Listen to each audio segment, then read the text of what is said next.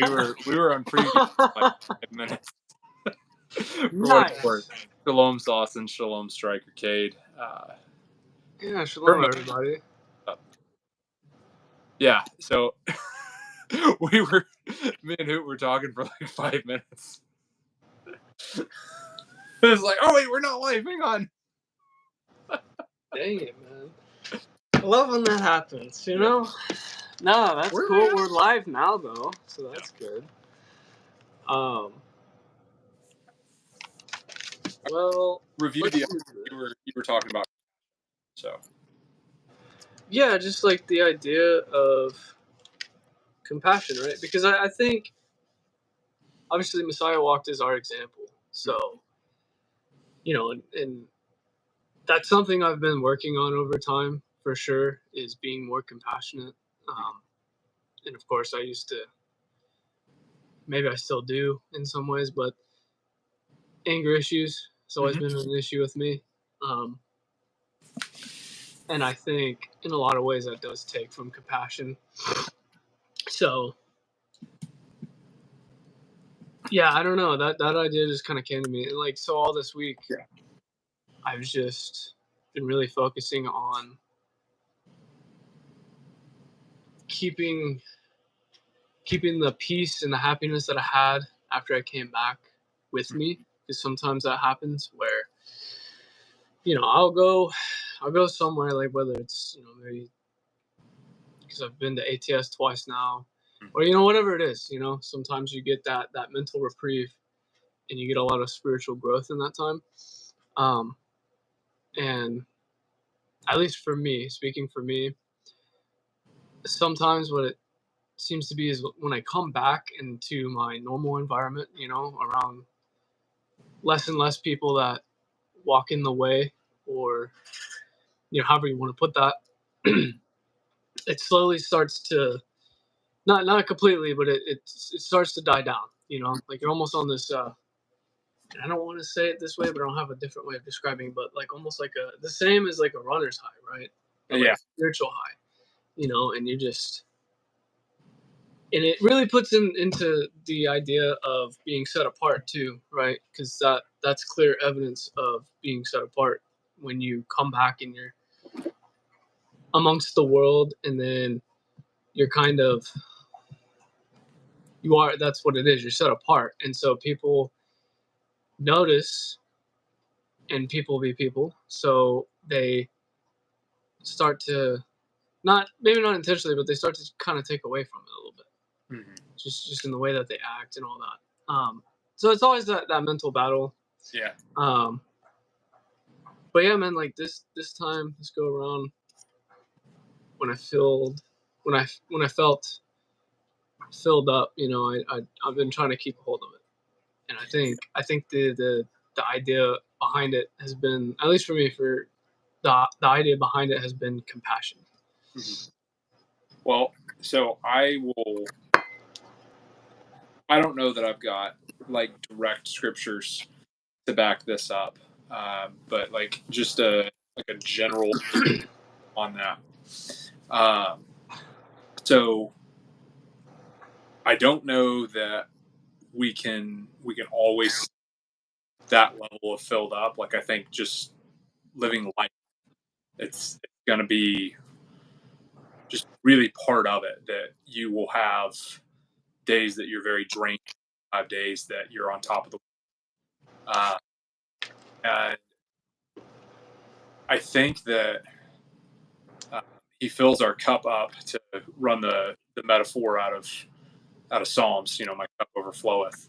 I think he fills our cup up so that way we can fill others. And I would submit to you, just like how any kind of a fizzy beverage will lose its fizz over time. You know, I'm a non-drinker. You know, that doesn't mean that I won't have like a sip of wine in a communion or whatever. But the one we had last week was pretty, you know, not my favorite that I've ever had. Not that really wine of any kind has ever been my favorite. But you know, alcohol will grow stale over time. It will get old. If it's open to the environment, this is why they cork bottles. That if it's that way for too long, it will just start to go bad. There's the whole concept of sour wine, that things will fizz out or go or grow stale over time. And if you were to keep your cup full and never pour it out on other people around, just like he's poured himself out over us. And I think I'm just slightly askew. Let me level a little. But I think he fills you up so that way you can fill others up. And that will require you are pouring yourself out. You are going to feel empty, pouring yourself into others. And you're being emptied so that way you can be made full again. If you've ever left a bucket outside and it's gone through seasons, especially in the winter, you'll see where like it freezes, and sometimes there will even be pockets in where it has frozen, especially like if it rains and then that rain freezes and then like it starts to snow a little bit, and then a level of ice comes up over that, or debris and trash and everything gets inside, in the springtime and the fall, and then like it goes through a hard freeze and a thaw and a freeze and a thaw and a freeze and a thaw. You'll find that there were pockets and it looked full, but it may not have been completely full. And you may find that as you are being filled, emptied and filled and emptied and filled and emptied, that you can actually hold more than you ever knew. And I think that part of even emptying ourselves so that way we can be filled up again is we thought that we were filled up to the point of overflowing, but we realized that he is sustained us with so much more than we thought we could ever hold. Just thought process, and like I said, I don't know that I have direct scripture to back all that up, but concepts for sure. We're definitely supposed to bless others around us. We're definitely supposed to outdo one another in kindness towards each other, love towards each other. Those types of things. Yeah, I mean that totally makes sense. Shabbat Shalom, Dylan. What's up, dude? Yeah, Shalom, Dylan. Shalom, Lone Star Living. Lone Star's like it's got it worked out over here, man. Spoke at meeting and visiting fellowship leaders about. But no, to that point, man, like that's essentially what it is, like that's a good word. Like I think that's why we get the experiences that we do, is to be filled up, because you can't pour out if you're not filled up first. And that concept rings true, and you're definitely not the first person I heard it from. Yeah. So I mean, I as well don't, at least nothing comes to mind, but I don't have anything scripturally that I would say 100% backs that up. But yeah, man, that's kind of what it's been for me, is just the learning of that process. And because at first when it happened, at least what I did, I got frustrated because I thought I messed up, and I figured I was supposed to keep all of that, and then I lost it. That's how I viewed it. But I think that idea has gone astray from what it really is. Because you're exactly right. Like that's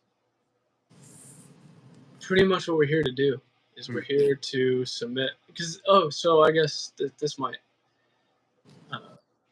segue into this nicely. But I was having a somewhat like philosophical conversation with a guy from work yesterday, and I mean it was about a lot of different things, but we eventually touched on Oh. Losing it. Oh, what was it?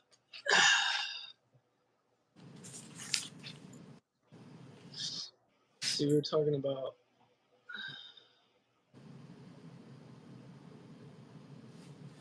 that idea came and went. But anyways. Man,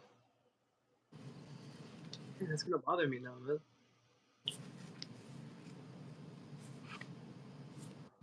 Whatever. If it comes back to me, cool. Yeah. Not whatever. You're golden. But, back. You just wait. yeah, no, like it was there and then it was gone. But yeah, no. So I don't know. Hit your Bible, Leviticus 25. Cool. For those of you playing along in the home game, it's page 131.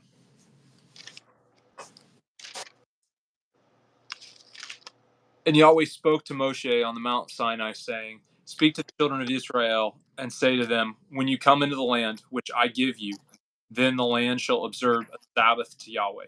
6 years you sow your field, and 6 years you prune your vineyard, and gather it in its fruit. But in the 7th year, the land is to have a Sabbath of rest, a Sabbath to Yahweh. Do not sow your fields, do not prune your vineyard, do not reap what grows of its own. Do not reap what grows of its own of your harvest, and do not gather the grapes of your unpruned vine, for it is a year of rest for the land. And the Sabbath of that land shall be to you for food, for you and your servants, your female servant, your hired servant, and for the settler who sojourns with you, and for your livestock and the beasts that are in your land. All its crops are for food. And you shall count 7 Sabbaths of the years for yourself, 7 times 7 years. And the time of the 7th Sabbath of the years shall be to you 49 years. You shall then sound a shofar sound on the 10th day of the 7th new moon on Yom Kippurim, cause a shofar to be sound throughout all of the land. And you shall set the 15th year, you shall set the 50th year, 50, the 50th year apart, and proclaim release throughout all the land to all its inhabitants. And it is a jubilee for you, and each of you shall return to his possession, and each of you return to his clan. The 50th year is a jubilee to you. Do not sow nor reap what grows of its own, nor gather for its unpruned vine. It is a jubilee, it is set apart to you. Eat from the field its crops. In the year of its jubilee, let each one of you return to his possession. And when you sell whatever your neighbor, or buy from the hand of your neighbor, do not exploit one another. According to the number of years after the jubilee you buy from your neighbor, and according to the number of years of crops he sells to you. According to the greater number of years you increase its price, and according to the fewer number of years you diminish its price, because he sells you according to the number of years of its crops. And do not oppress one another, but you shall fear your Elohim, for I am Yahweh your Elohim. And you shall do my laws, guard my right rulings, and shall do them, and you shall dwell in the land of safety. And the land shall yield its fruit, and you shall eat to satisfaction, and shall dwell there in safety. And since you might say, what do we eat in the 7th year, since we do not sow nor gather our crops? Therefore I have commanded my blessing on you in the 6th year. It shall bring forth the crop for 3 years. And you shall sow in the 8th year, and eat the crop until the 9th year. Eat of the old until the crop comes in, and the land is not to be sold beyond reclaim. For the land is mine, and for you are sojourners and settlers with me, and provide for a redemption for the land in all that the land of your possession. When your brother becomes poor and has sold some of his possession, and his redeemer, a close relative, comes to redeem it, then he shall redeem that his brother sold. And when the man has no one to redeem it, but he redeems because becomes I'm sorry. And when the man has no one to redeem it, but he himself becomes able to redeem it, then let him count the years since its sale and return the redeemer to the man to whom he sold it, and that he shall return to his possession. And if his hand has not found enough to give back to him, then what was sold shall remain in his hand of him who bought it until the year of Jubilee, and it shall be released in the Jubilee and shall return to his possession. And when a man sells a house in a walled city, then his right of redemption shall be at the end of the year after it is sold. His right of redemption lasts a year, but if it is not redeemed within a complete year, then the house in its walled city shall be established beyond reclaim to the buyer of it throughout the generation. It is not released in the Jubilee. The houses of villages, however, which have no wall around them, are reckoned as the field of the country. A right of redemption belongs to it. They are released in the Jubilee. As for the cities of the Levites, the houses of the cities of their possessions, the Levites have a right of redemption forever.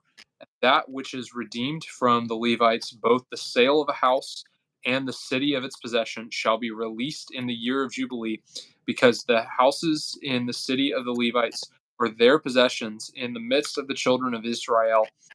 But the field of the people of but the field of the open land of their cities is not sold, for it is their everlasting possession. And when your brother becomes poor, and his hand has failed with you, then you shall strengthen him, and he shall live with you like a sojourner or a settler. Take no interest from him or profit, but you shall fear your Elohim, and your brother shall live with you. Do not lend him your silver on interest, and do not lend him your food for profit. For I am Yahweh your Elohim, who brought you out of the land of Mizraim and give you the land of Canaan to be your Elohim. And when your brother who dwells by you becomes poor and sells himself, you do not make him serve as a slave, but as a hired servant, as a settler. He is with you and serves you until the year of Jubilee, and then he shall leave you, he and his children with him, and shall return to his own clan, even return to the possession of his fathers. For they are my servant, whom I am brought out of the land of Mizraim. They are not sold as slaves. Do not rule over him with harshness, but you shall fear your Elohim. Your male and female slaves whom you have from the nations that are around you, from them you may buy male and female slaves, and also from the sons of the strangers settling among you. From them you buy, and from their clans who are with you, which they shall bring forth in the land, and they shall be your property. And you shall take them as an inheritance for your children after you, to inherit them as possessions. They are your slaves for all time. But over your brothers, the children of Israel, you do not rule with harshness, or you don't rule with harshness one over another. Now, when a sojourner or a settler with you becomes rich, your brother with him becomes poor and sells himself to the sojourner or settler with you, or to a member of the sojourner's clan. After he has been sold, there is a right of redemption to him. One of his brothers does redeem him, or his uncle or his uncle's son does redeem him, or anyone who is a close relative in his clan does redeem him, or if he is able, then he shall redeem himself, and he shall reckon with him who bought him. The price of his release shall be accounting to the number of years year that he was sold to him until the year of Jubilee, and the days of a hired servant it is with him. If there are yet many years according to he repays the price of his redemption from the silver of his purchase. And if few years are left until the year of Jubilee, then he shall reckon with him according to his years. He repays him the price of his redemption. He is with him as a yearly hired servant. He does not rule with harshness over him before your eyes. And if he is not redeemed in these years, then he is released in the year of Jubilee, he and his children with him, because the children of Israel are servants to me. They are my servants, whom I bought out of the land of Mizraim, or who I brought out of the land of Mizraim. I am Yahweh your Elohim. Do not make idols for yourselves. Do not set up carved images or a pillar for yourself. Do not place a stone image in your land to bow down to it, for I am Yahweh your Elohim. Guard my Sabbaths and reverence my set apart place. I am Yahweh. So I actually really like Leviticus 25 because, okay, so that was the Torah, the law, the instruction on redemption, right? Yeah. And so you have the Jubilee built in, and then you have the redemption of someone who has gone into debt and sold themselves. Mm-hmm. And the concept ties into the kinsman redeemer. There's other passages that lie with the redeemer, but that it ties in very well. Mm-hmm. And I actually better understood what Messiah was doing after I read this, because this essentially applies to us. Like, we had a debt we couldn't pay, and then we had a brother who could pay it, and he paid it for us, redeeming us, because that's the instruction for this. Yeah. And so you back up to 35, right? And when your brother becomes poor and his hand has failed with you, then you shall strengthen him. So it's almost your obligation, right? And he shall live with you like a sojourner or settler, which is why we have the promise to live with him in the kingdom, right? Later on.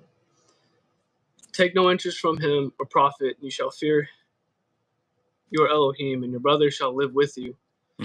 So going on from there, but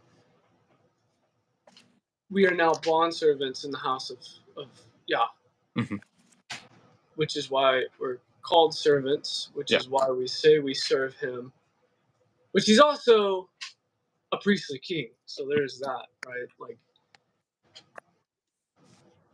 you had the problem later on where the children of Israel demanded a king, and he's like, "You don't want that.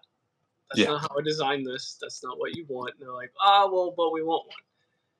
And so he ends up giving them a king, and time again, it causes failure.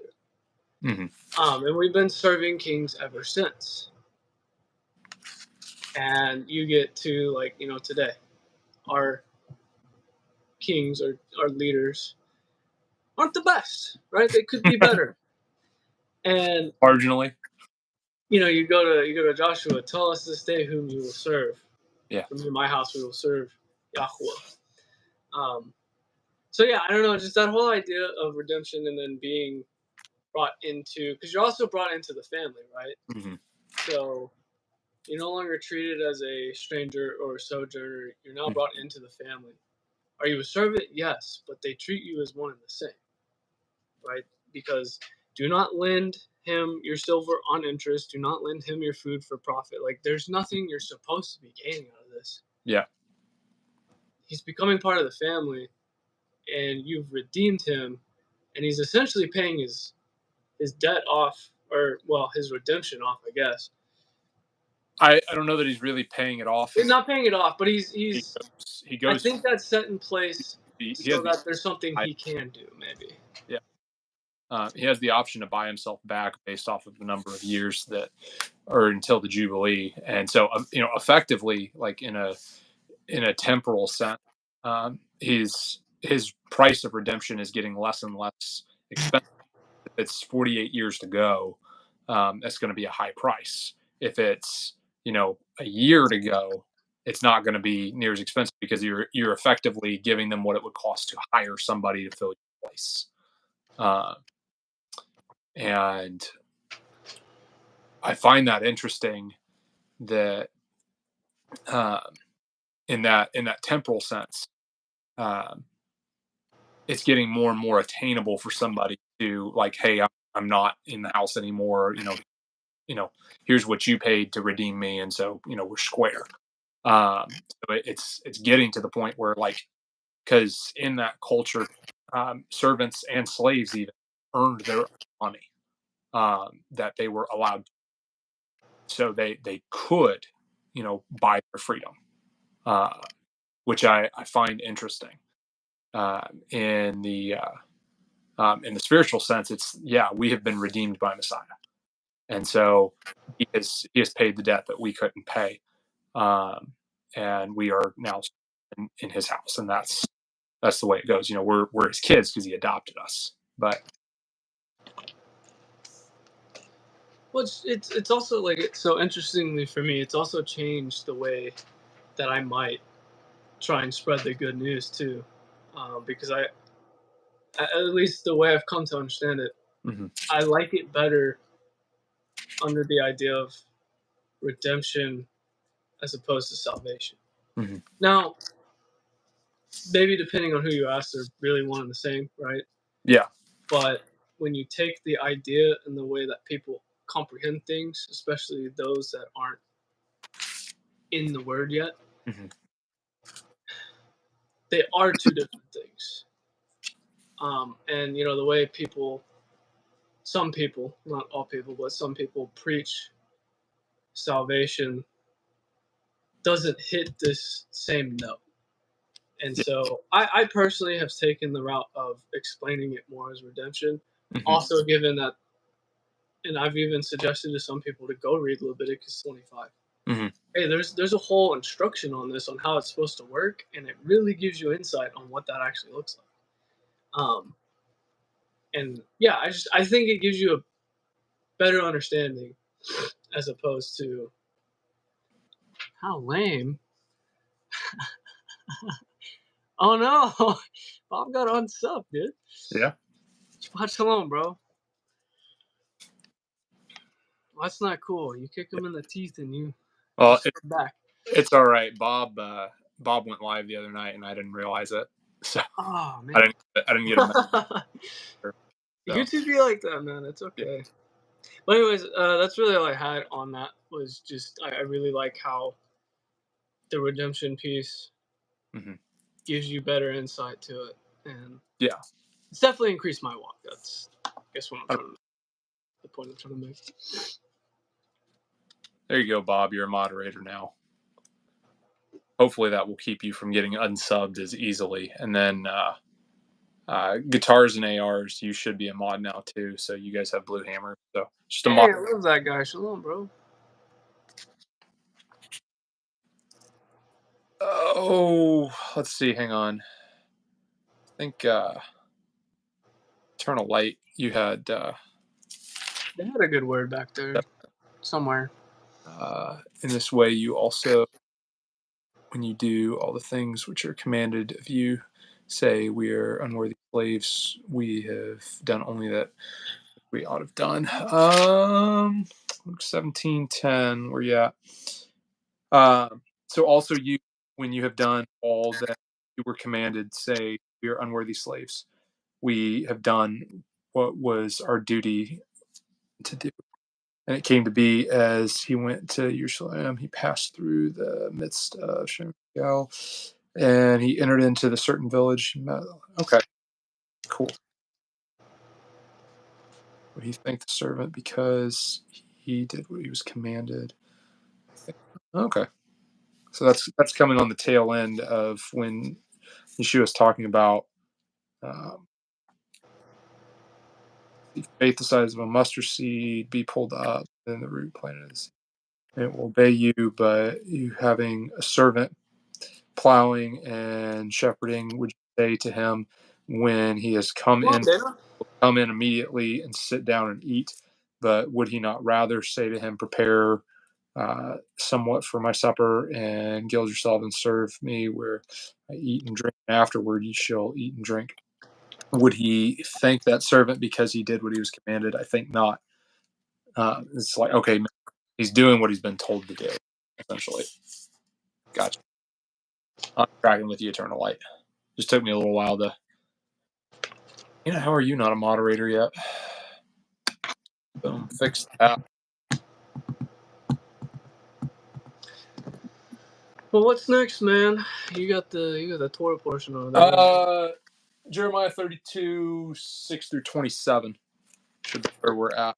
So I'll let you read that one. You said 22? No, 32. 32.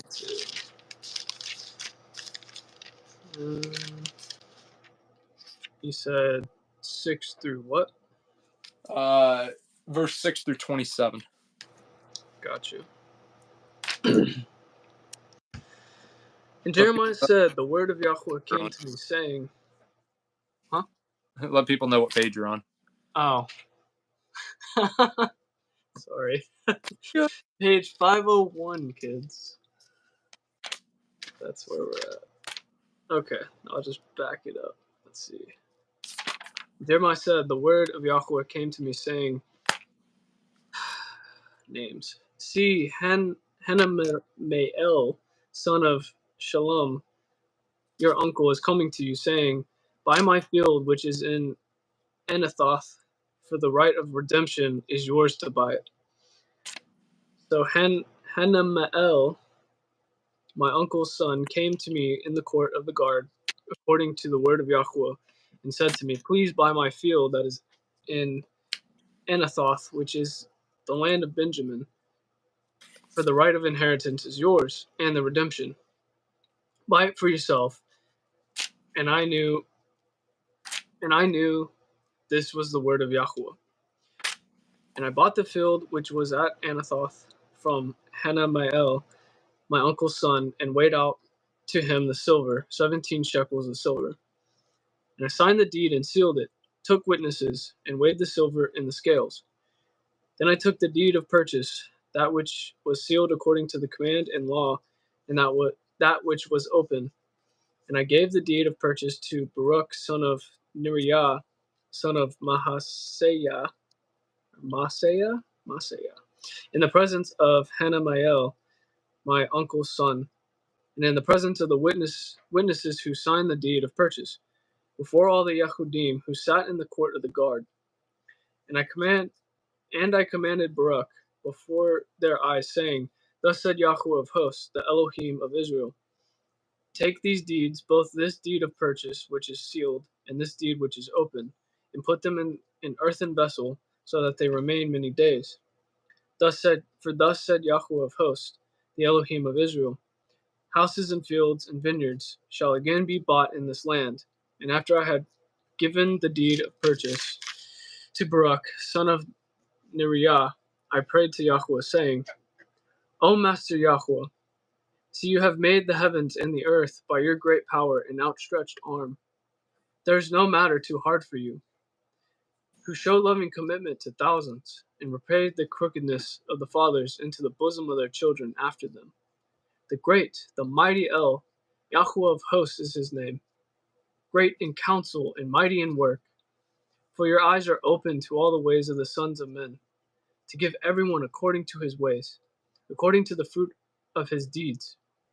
For you have set signs and wonders in the land of Mitzrayim to this day, and in Israel, and among other men. And you have made yourself a name, as it is this day.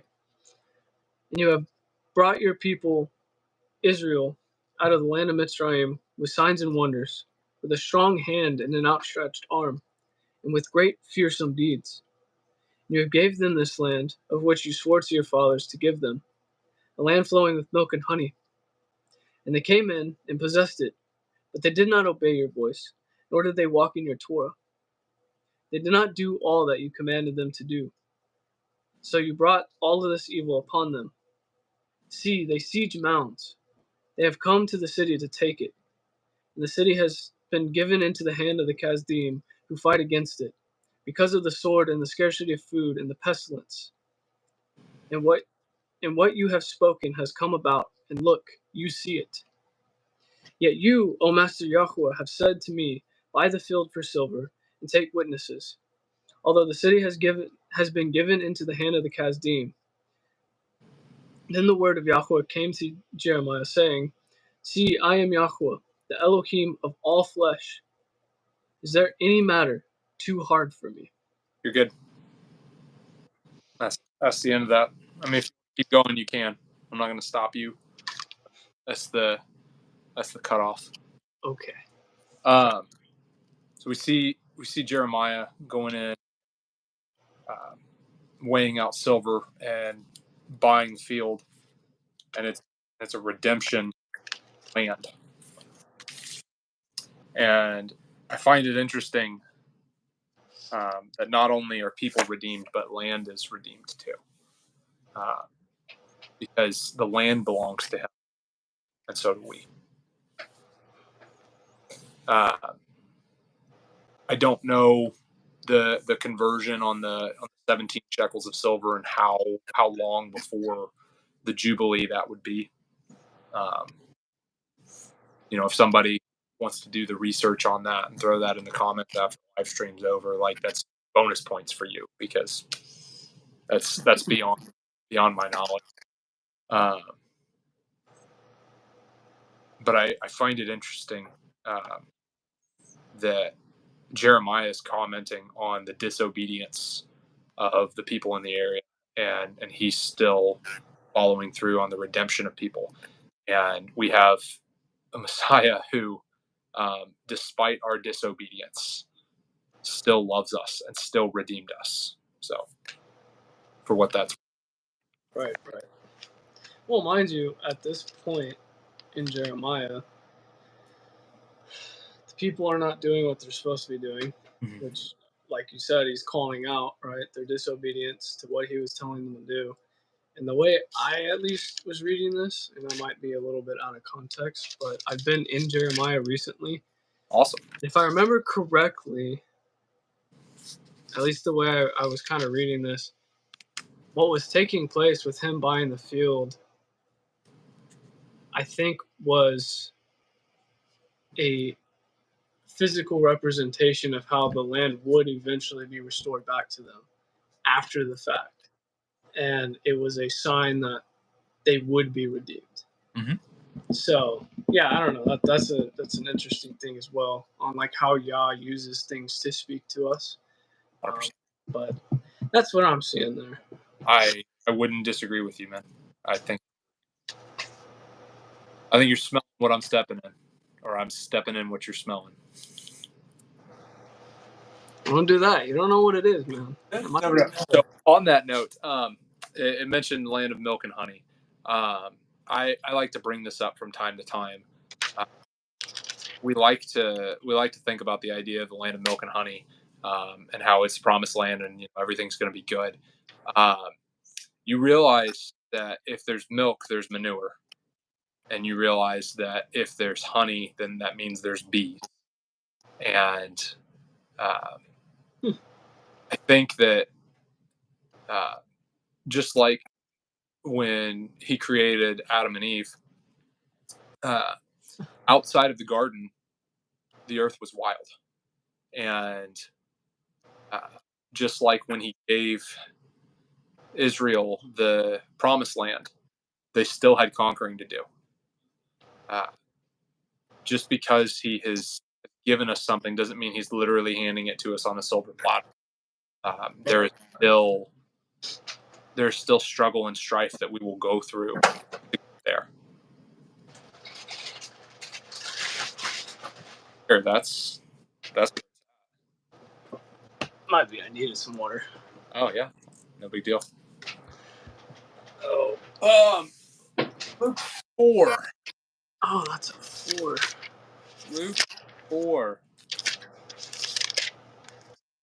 verse 14 through 22. So 14 through 22. Cool Kids Playing at Home, starting on page 986 and moving into 987 pretty quick. Okay, so 14. Yeah, 14 to 4, verse 14 to 22. Okay, cool. And Yeshua returned in power to the Spirit of Galilee, and news of him went out throughout all of the surrounding country. And he was teaching in their congregation, being praised by all.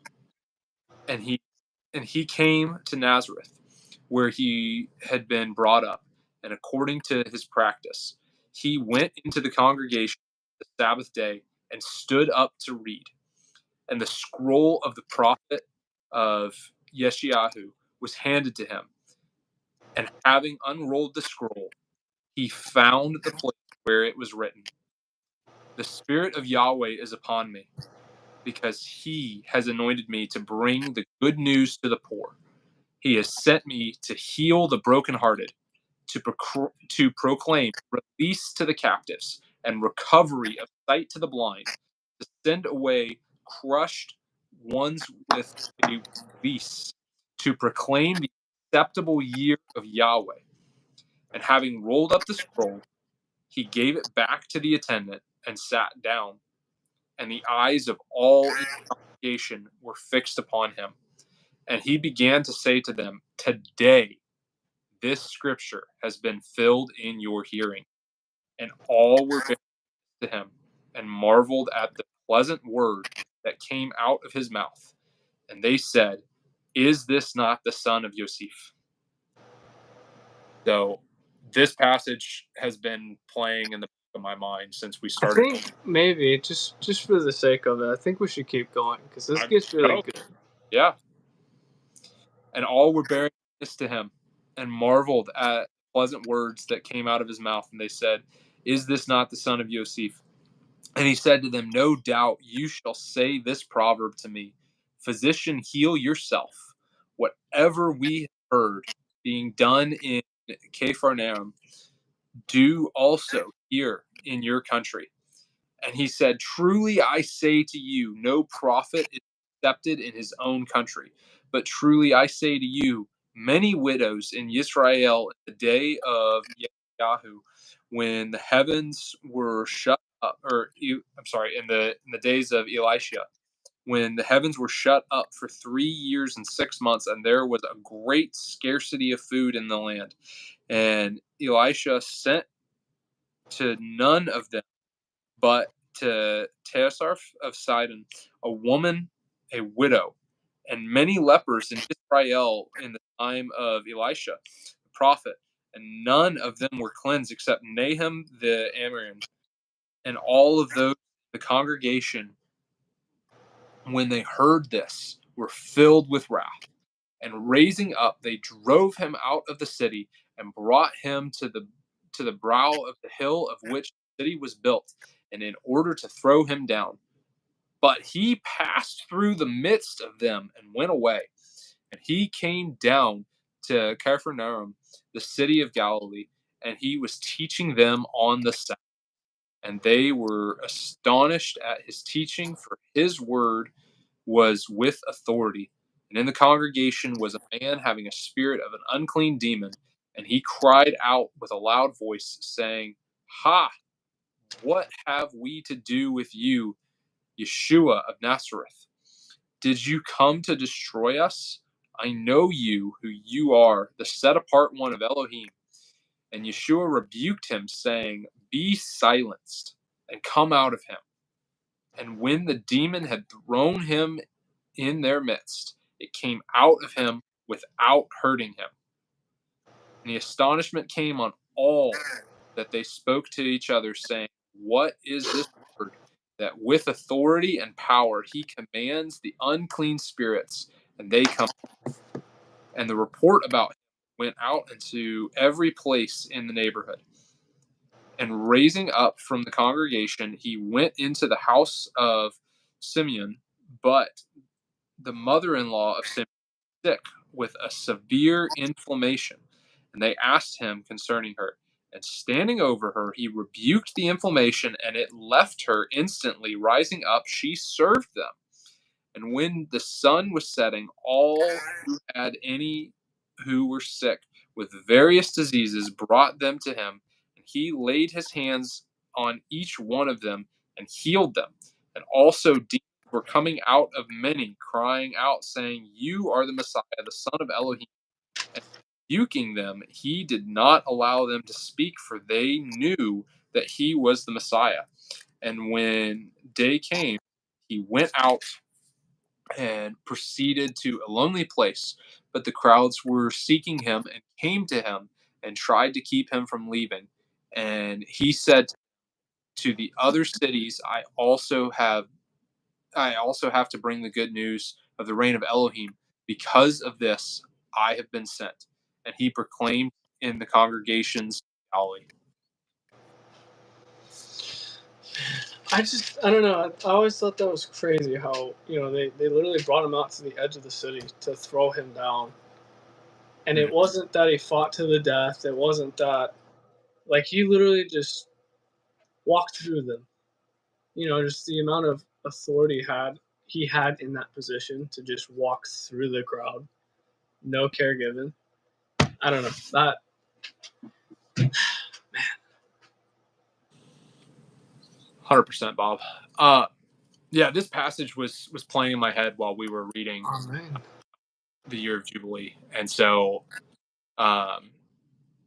like I think that pretty well confirms that when Messiah was walking with us on earth, that year leading up to his death and his resurrection, I think that was the Jubilee year.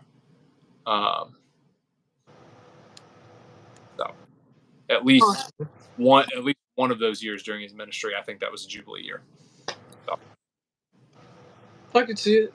I mean, I'm no scholar, so I don't know. Think about the crowds that he drew.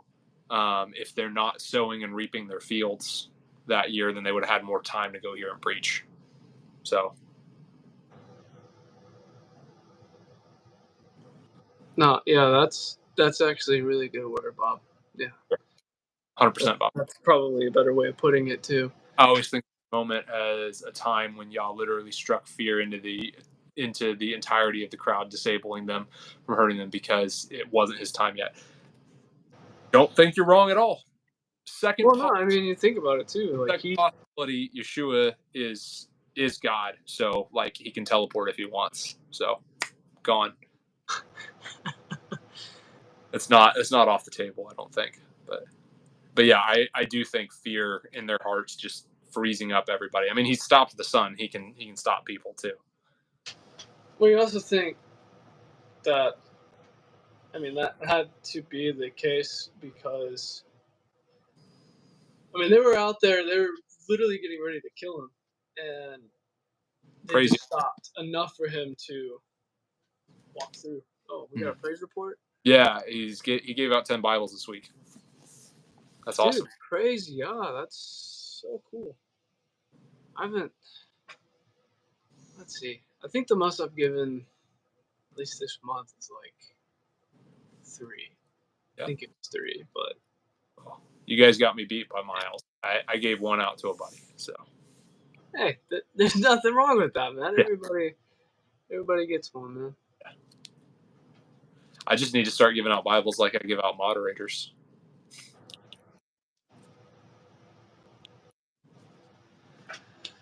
Heck yeah, man. I don't know. You said you gotta be. Yeah, I got 6 minutes.